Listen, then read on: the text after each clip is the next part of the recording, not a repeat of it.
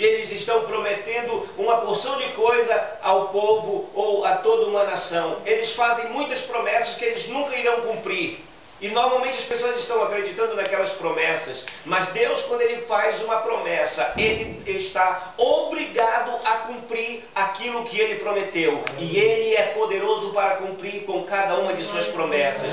E nós podemos confiar em todas essas promessas. Quando nós encontramos uma promessa de Deus, nós podemos confiar. E certamente, no momento certo, Deus cumprirá com essa promessa. A Bíblia é um livro cheio de promessas. Devemos confiar em todas essas promessas.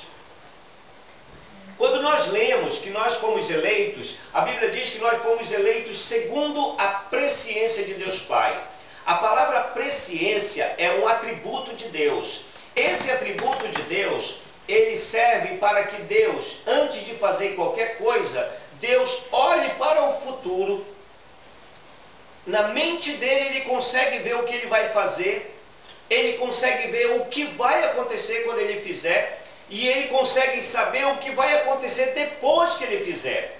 É por isso que a Bíblia que nós temos na nossa mão, ela começa com o livro de Gênesis. O livro de Gênesis é o livro dos inícios, é o livro dos começos. Ali temos o começo de toda a vida humana, mas o livro do Apocalipse é o livro dos fins. Então ali nós temos o fim da raça humana, ali nós temos o fim da jornada cristã na terra, nós temos o fim da jornada da humanidade sobre a face da terra, e até da própria terra nós vemos o seu fim ali descrito. Aleluia. Então, Deus conhece a história da humanidade do começo ao fim. Então, na mente de Deus, Ele viu tudo, Ele sabia exatamente o que Ele ia fazer. Eu faço Adão e Eva, eles vão pecar. E então, quando eles pecarem, Ele já decide lá na eternidade que Jesus Cristo haverá de morrer pelos nossos pecados. Ele será o Cordeiro que Deus enviará ao mundo para tirar o pecado do mundo. Ele será o nome que será dado sobre toda a face da terra para que todos sejam salvos. Porque a Bíblia diz que não há outro nome dado sobre a face da terra pelo qual importa que sejamos salvos, a não ser o nome do Senhor Jesus Cristo. Glorifique a Ele porque Ele merece. Glória a Deus. No Salmo 139, o salmista, ele olha para esse atributo de Deus, para a presciência de Deus, e ele entende o que é presciência. Ele descreve em Salmo 139 da seguinte maneira: Senhor, Tu me sondaste e me conheces. Tu sabes o meu assentar e o meu levantar. De longe entendes o meu pensamento, cercas o meu andar e o meu deitar, e conhece todos os meus caminhos. Não havendo ainda palavra alguma na minha língua, eis que logo, ó Senhor, tudo conheces. Aleluia. Tu me cercaste por detrás e por diante, e puseste sobre mim a tua mão. Tal ciência é para mim maravilhosíssima, tão alta que não a posso atingir. Para onde me irei do teu espírito? Ou para onde fugirei da tua face?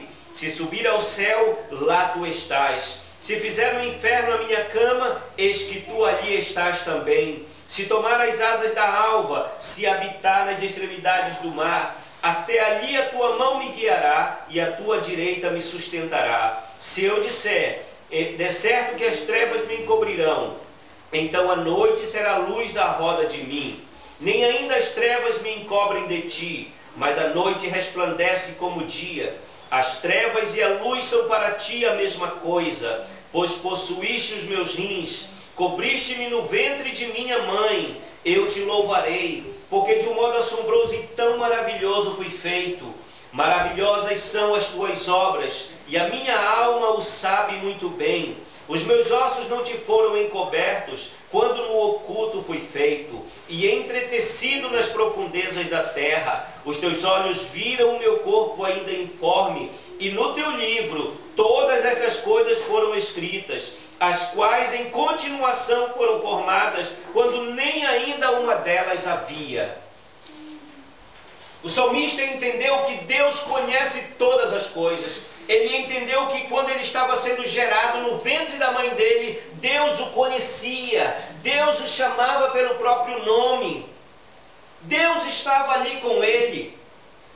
E agora, quando ele já está adulto, ele compreende que quando ele se deita, e eu tive essa experiência alguns dias atrás, de estar deitado e meditando nesse assunto, e ali eu meditando, eu disse: Senhor, entre mim e ti não há paredes e não há teto, porque isso para ti não é nada, tu vê todas as coisas. Ele conhece o nosso assentar e o nosso levantar. Ele conhece todos os nossos caminhos. Não há nada na nossa vida que Deus não conheça, que Deus não saiba. Ele sabe como vai ser o nosso amanhã. Ele sabe como vai ser o próximo domingo para nós. Aleluia. E todas estas coisas estão escritas no livro de Deus. Glória a Deus. Aleluia.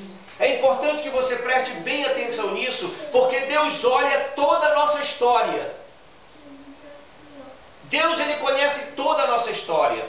Existem dois homens, e eles ainda estavam sendo gerados no ventre da mãe dele. O pai dele orou por aqueles filhos durante 20 anos. Ele orou porque a sua esposa era estéril. E então ela engravidou. E quando ela engravidou, um dia ela sente algo estranho na sua barriga, como que uma luta dentro dela. Então ela resolve orar e perguntar: Deus, o que está acontecendo?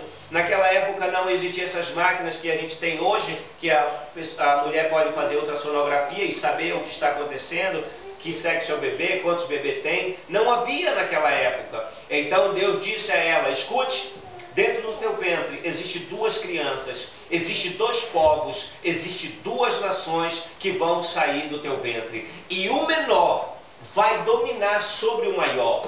E quando ele nasceu, o primeiro que nasceu, o primogênito, se chamou Esaú. E o segundo que nasceu se chamou Jacó. Um nasceu agarrado no pé do outro, não agarrado de junto, mas um segurando, Jacó segurando no pé de Esaú. Porque naquela época era muito importante a primogenitura, era muito importante para eles naquela época o primeiro homem que nascesse, porque para aquele seria dada a bênção de Deus, sobre aquele viria a bênção de Deus. Então tinha que ser o primeiro filho homem que haveria de receber a bênção. Então Jacó nasce por segundo, mas Deus havia lhe dito: o menor dominará sobre o maior. E aí mais adiante Deus vai dizer: eu amei Jacó, mas aborreci a Esaú. E é interessante observarmos que Deus diz, antes que ele nasce: dois povos vai nascer do teu ventre, duas nações. Então nós vemos essas nações, muitos deles são os árabes, e o menor hoje é o povo de Israel. Dois povos nasceram daquele ventre. Assim como Deus havia dito. E nós sabemos da história que mais tarde Esaú vai vender a sua primogenitura para Jacó por um prato de comida e um copo de bebida. E a Bíblia diz, ouçam bem, irmãos, a Bíblia diz que no capítulo 25 de Gênesis, no versículo 34, a Bíblia diz que Esaú desprezou a primogenitura. Agora você entende por que foi que Deus amou Jacó e aborreceu Esaú? Porque quando Deus olhou